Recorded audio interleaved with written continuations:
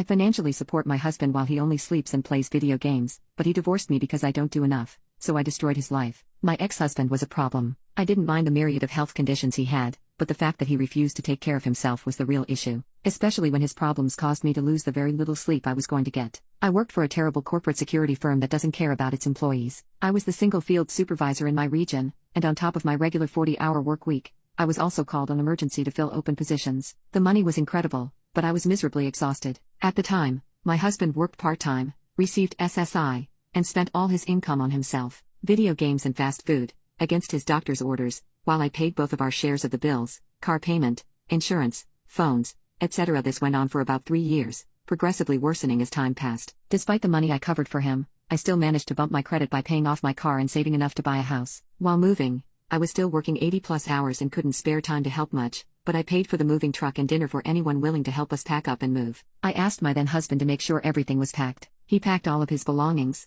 then the household furniture, ignored whatever didn't fit, was late returning the moving truck, and I had to call about the fee. The result was that most of my stuff, my roommates, and my brother's stuff didn't fit in the moving truck. My brother made trips every day after work to pick up a carload and bring it home. I asked my ex-husband to please do the same, and he agreed. 3 weeks later, I finally got a day off. I worked a 12-hour shift and planned to pack up a few boxes and take them home while I was out. I walked into the house and saw that my ex had done nothing. He said he had been moving our stuff for 3 weeks and hadn't touched anything. I had a meltdown. My legs gave out from shock, and I sobbed on the stairs. My best friend also came in right after me and found me on the stairs. He held me while I cried and assured me he would take a few days off to get everything packed up and moved. He told me to go home and sleep, but I told him I was already here, so I might as well take a few boxes since my worthless husband lied to me about doing so. He helped me pack up some things, and I drove home. I didn't even bother to unload it. I went inside, collapsed on my bed, and cried. Hours and hours later, I finally woke up, a groggy mess, and made my way out to my car to start unloading. Best friend was there unloading his car with a tired smile. He had been going all day,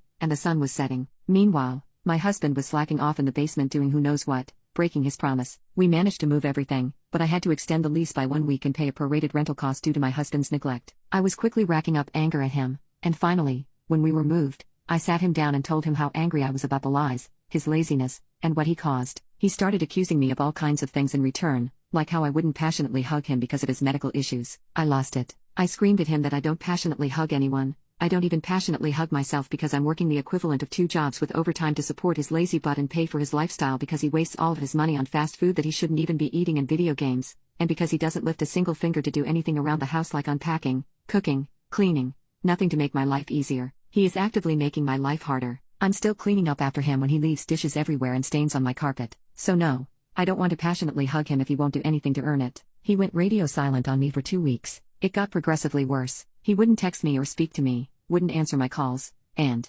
eventually wouldn't even look at me. Meanwhile, he's still living off my money. So, finally, one day, I messaged him to ask why he was treating me this way, and he ignored me. I asked several other questions, but nothing. Finally, I told him that if he hated me so much, he should just divorce me. He tells me the next day he wants a divorce. I ask him why. You're not going to believe his answer. You don't do enough for me. Oh boy, did he mess up. This ding-dong is the most obtuse, smooth-brained, intellectually deficient, situationally unaware, half-witted, opossum-brained clod, to say that. I unleashed it. I told him that I do everything for him. I pay for everything so he can live a relaxing life. I give him a roof over his head, food in his belly, and money in his bank account, and taking days off specifically to spend time with him, that I was doing absolutely everything for him, and this is the repayment I get. I got extremely quiet and bucked into his chest, pointing my finger at his face, and told him that since he wanted the divorce, he had to file, and if he even suggested forcing me to sell the house that I paid for, I would destroy him. I would hire an expensive lawyer, push him into the longest court battle of his life,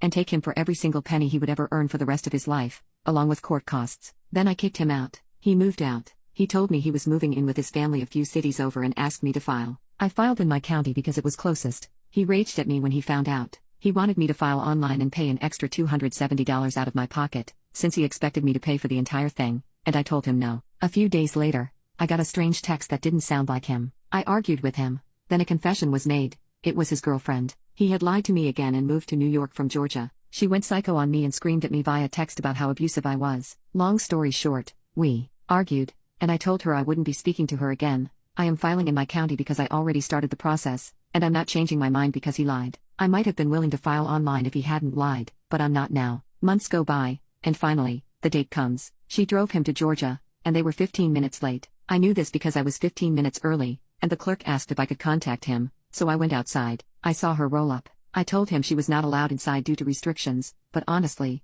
I wouldn't have let her inside because I hate her. He nodded, and up we went. We spoke to the clerk and started our paperwork. I have some legal knowledge, so I knew which questions to ask. I know how lazy this brat of a human is. He hates doing anything he doesn't have to do, so I reminded him before the clerk that he still had property at my home, and I wanted it out of my house. The clerk told him that anything he left on my property after a certain date would legally belong to me, and there would be no way of getting it back without my express consent. He asked if he could work something out with me, and I told him no, you'll have to adhere to these legal guidelines, and anything left afterward will be forfeited. Now, while we were together, his blessed mother passed. I loved that woman. She was a saint, and I wanted something of hers to remember her. He had inherited her dining rug. While not monetarily worth much, it is still a lovely black and red antique, and I knew he couldn't afford to ship it, nor could he afford to rent a moving truck, nor could he fit it in his girlfriend's tiny crap car. So, while he was crying and loading up his mother's belongings, all of which he had left behind when he left initially, I told him I was keeping the rug. I said this flatly and without feeling. He tried to argue, so I pointed out the obvious, and he conceded. He knew I was right.